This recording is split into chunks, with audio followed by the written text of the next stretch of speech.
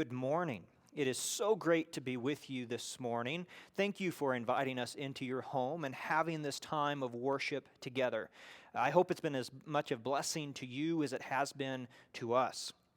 I really wish we could all be together. I miss seeing everybody's faces here in the audience. It really is weird to preach to an empty auditorium at cameras. And I long for that day when we once again get to be together here in the auditorium to praise God with one voice, where technology is not the main means by which we're doing this.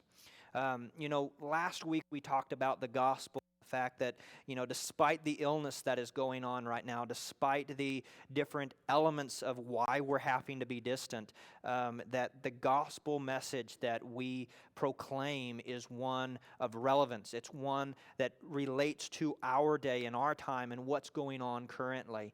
And I'm so grateful for the fact that we're allowed to connect with one another through this illness. I want to encourage you this morning that the church has been through worse. The church has endured harder times than these.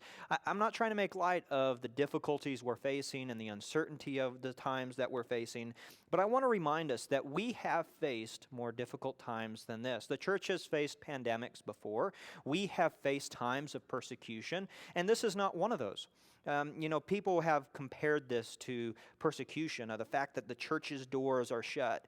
The very big difference between then and now is that we have shut our doors out of love and concern for our fellow man. We don't want others to become ill with this. We want to keep others safe. The purpose of persecution is to suppress the church. And I see this as an opportunity for us to grow and to reach beyond what we've normally done. And I think overall this will be a blessing to us. As we think about persecution throughout the ages, as we think about what that has meant for different societies, one of the things that we need to remember is that the purpose of persecution is to take the Christian and to isolate, to take the gospel message and to keep it from spreading, because it spreads person to person. And today what we're doing is we're persecuting the virus. We're trying to keep the virus from spreading. And now through the opportunity that technology affords us, we're able to spread the gospel. And I hope that we're able to spread the gospel faster than the virus is able to spread.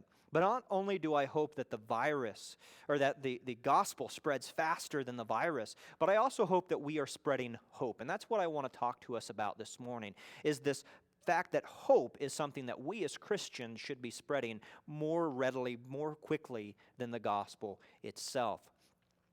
So what are some things that might keep the issue of hope from spreading in our society? What is it in our world today that would keep hope from spreading?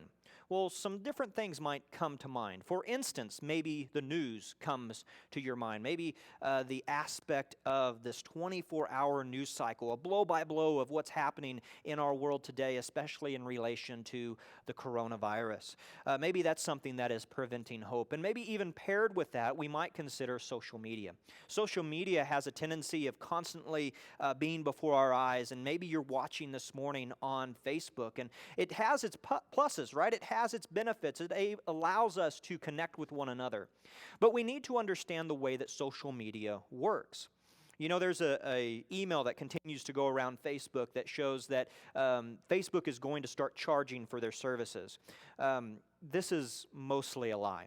And what I mean by mostly is that you have to understand the way that these social medias work. See, your eyeballs, having your attention upon your devices and upon the content that is being created is what pays for these sites. See, so this enables then the concept of clickbait headlines and things that are kind of get your blood boiling to really take hold. It incentivizes through the selling of ads information that may not be true, information that may be half true. And we need to understand the way that that works. So social media has a tendency of spreading fear, of spreading discord, of spreading anxiety. And it might be that in this day and age, utilizing Facebook for some connecting with folks directly would be good, but limiting your content that you're bringing in, limiting how you're interacting with it is very important, and you might need to consider cutting ties for a time and really taking a step back so that you're not overcome with anxiety. So the next question I think we need to ask ourselves then is, what is hope? What is hope, and how do we spread it?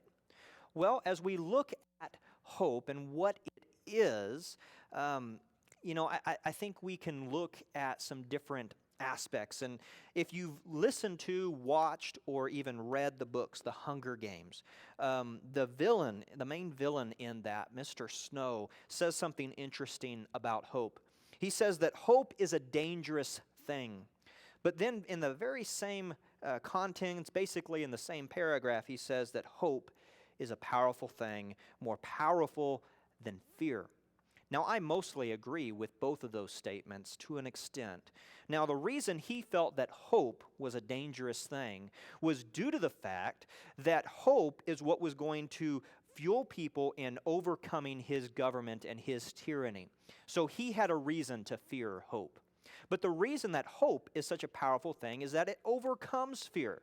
So we cannot have both fear and hope. And in a world in which there's so much uncertainty, it's important for us to remember that hope is stronger than fear, that hope destroys fear.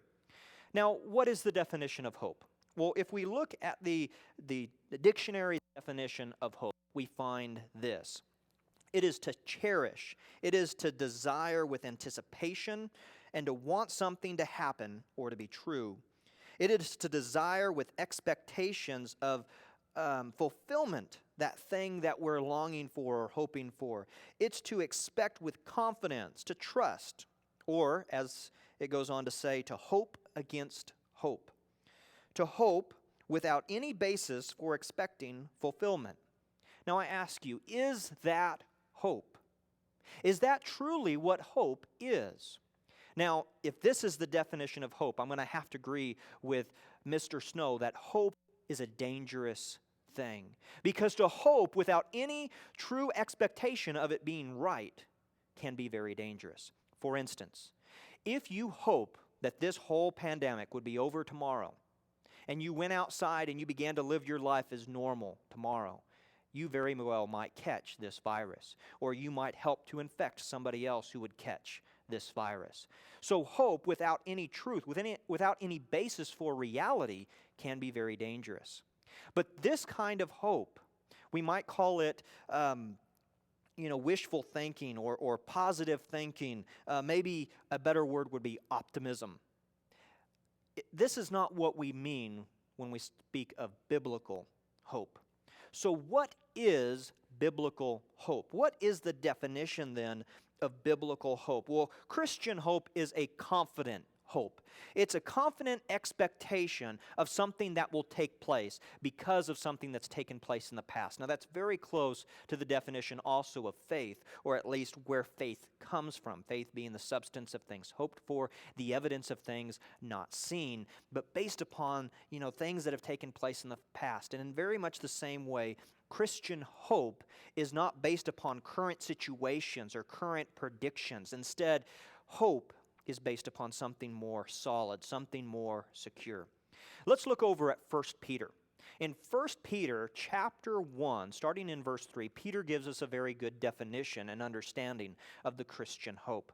Starting in verse 3, Peter says, "Blessed be the God and Father of our Lord Jesus Christ. According to His great mercy, He has caused to be born again to a living hope, through the resurrection of Jesus Christ from the dead, to an inheritance that is imperishable, unfading, undefiled, kept in heaven for you, who by God's power are being guarded through faith for salvation, ready to be revealed in these last times.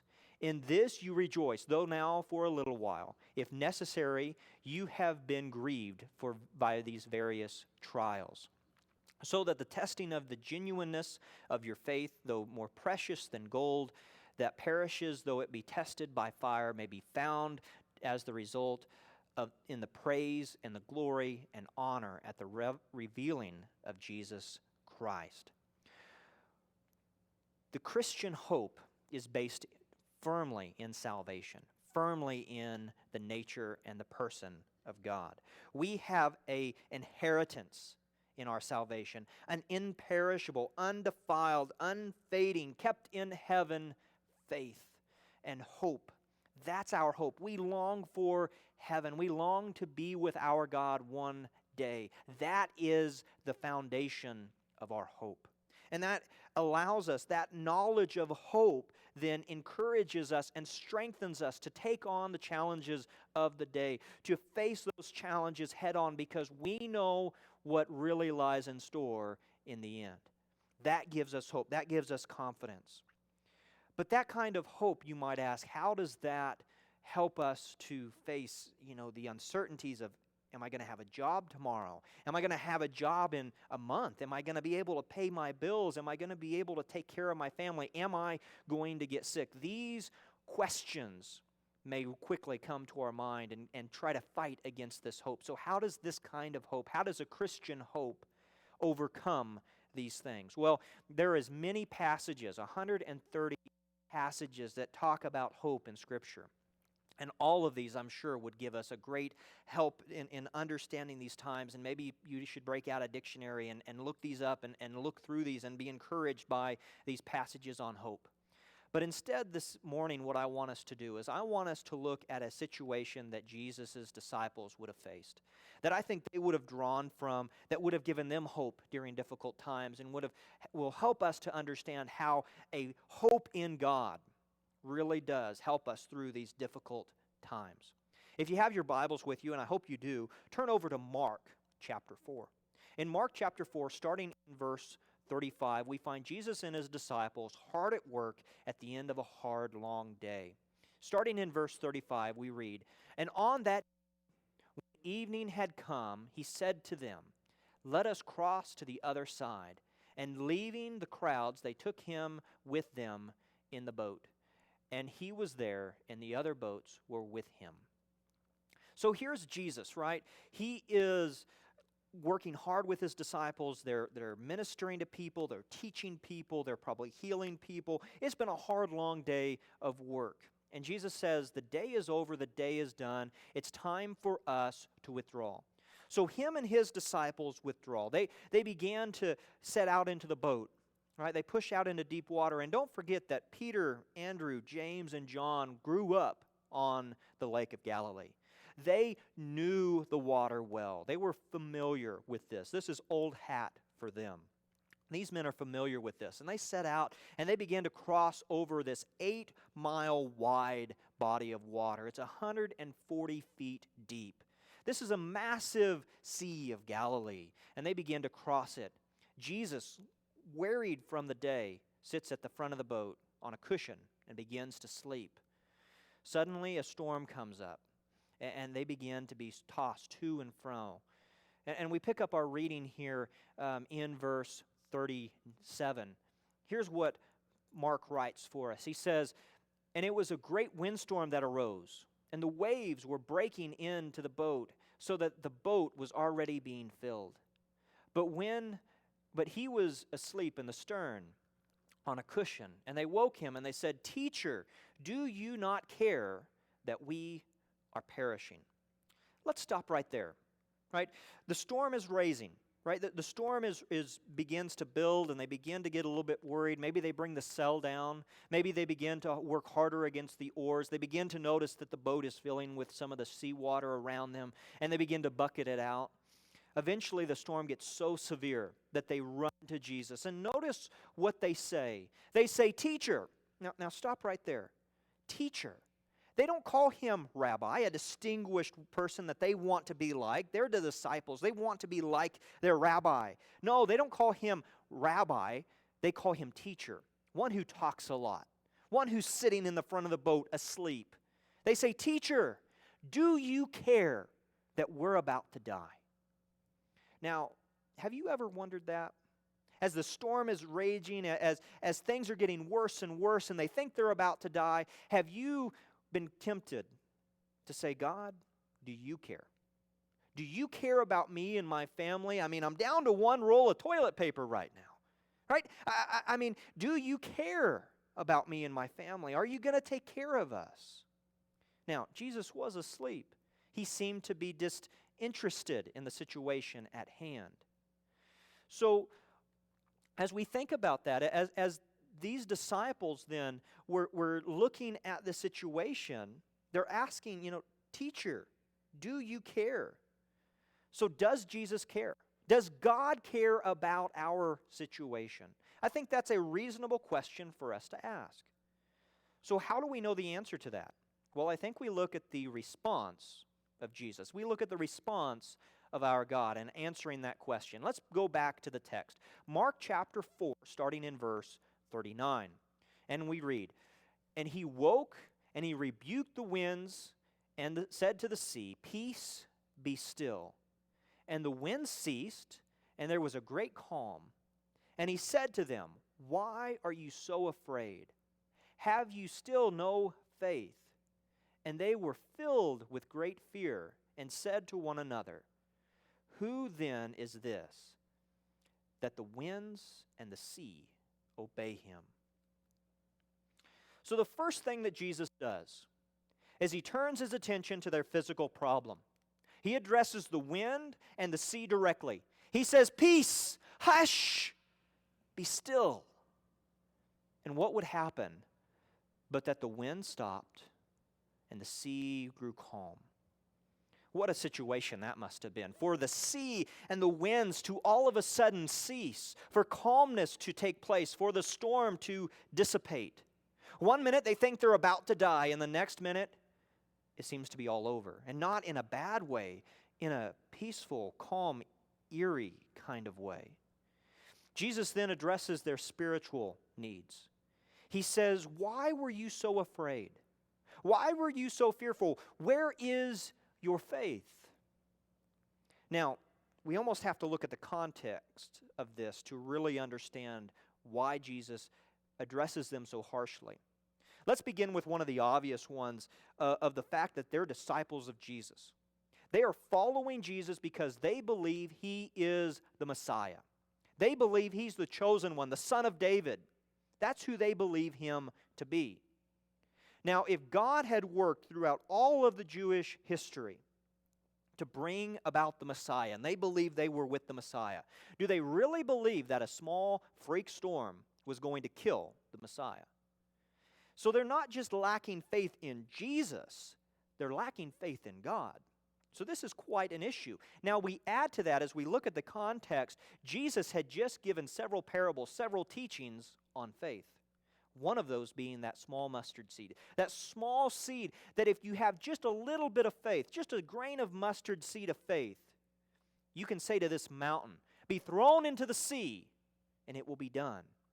But apparently, as soon as that mustard seed of faith hits the sea you can't do anything against, right? I mean, Jesus is like, of course that you should have faith in this situation.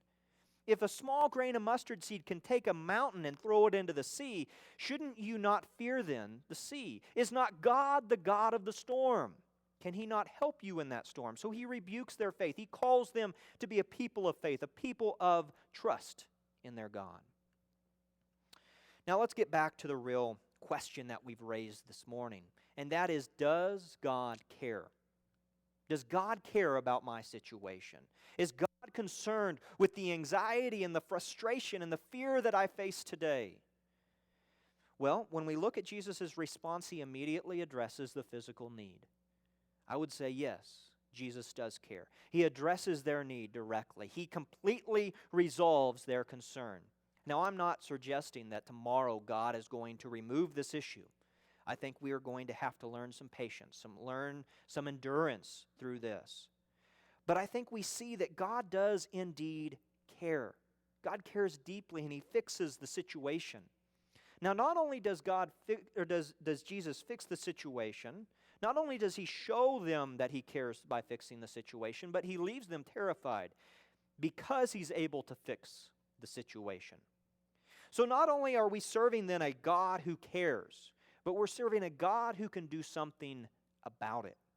We're serving a God who is able to calm the winds and the storms and the seas of our life. He's able to take care of those issues.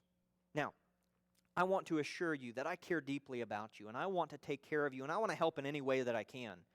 But, I can't make your house payment for you. I can't give you a job.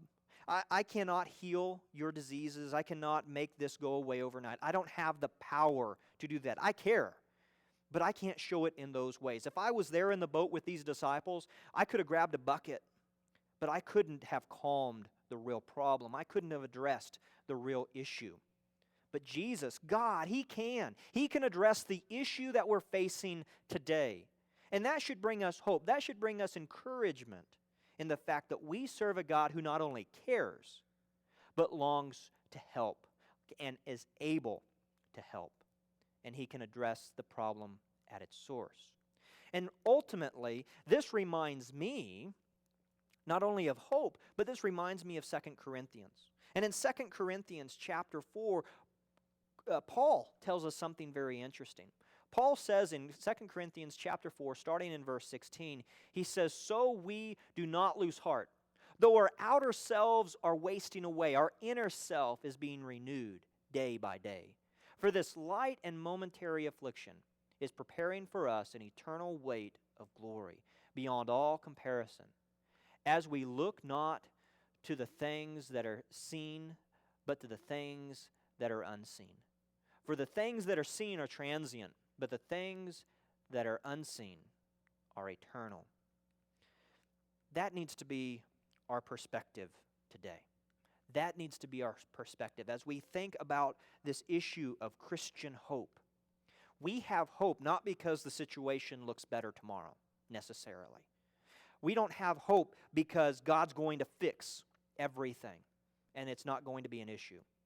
We don't have hope because we're going to be unscathed and untouched by this. We have hope because of who we know our God to be. We have hope because we can trust in Him. We have hope because we know whom we believe. We know that He can fix it. See, our hope is not a hope of optimism. Our hope is not one of wishful thinking. Our hope is based upon the substance of our God. And that's a hope that we can share with others. That's a hope that we can bring to the world, and it's a hope that is needed today. So, we may not have this fixed for us soon. This may be something that we have to endure for a while. And very much like Shadrach, Meshach, and Abednego in Daniel chapter 3, we may have to stand before this virus and say, even if our God chooses not to rescue us from its hand, we choose to be a people of faith. We choose to be a people of hope because we know that our God is able. We know that our God can and will take care of us. Maybe not in the way we want, but in the way that is best to Him, in a way that will bring Him honor and glory. And the way in which we endure between now and then, between this day and when this all comes to an end, that will be where God's glory is brought. That's where our light gets to shine. So I encourage us today that we need to be a people of hope. We need to shine in the darkness. We need to spread hope to the world. I challenge you this afternoon to go and read Matthew chapter 6. Read through Matthew chapter 6 and let the words of Christ there in the Sermon on the Mount speak to your heart in this unsettled times. Know that we serve a God who is in control and that our worry, our anxiety is not going to fix this. Go and spread hope to your friends and your family. Be a people who is sharing on Facebook and in Instagram and other social medias and in your conversations with your neighbors that you're spreading hope, not fear, not panic, not anxiety. Be a people who is bringing light into the darkness. And in doing so, we will let our light shine and we will show forth the glory of our God and it will shine among us. And we encourage you, if there's any way that we can reach out and pray for you, please make a comment. Reach out on one of one of the technology ways to reach out to us so that we can be praying for you in these difficult times, so that we can encourage you and speak with you during these difficult times. But go forth. Be a people of hope. Be a people who is letting the Lord, the glory of God, shine and rise among us.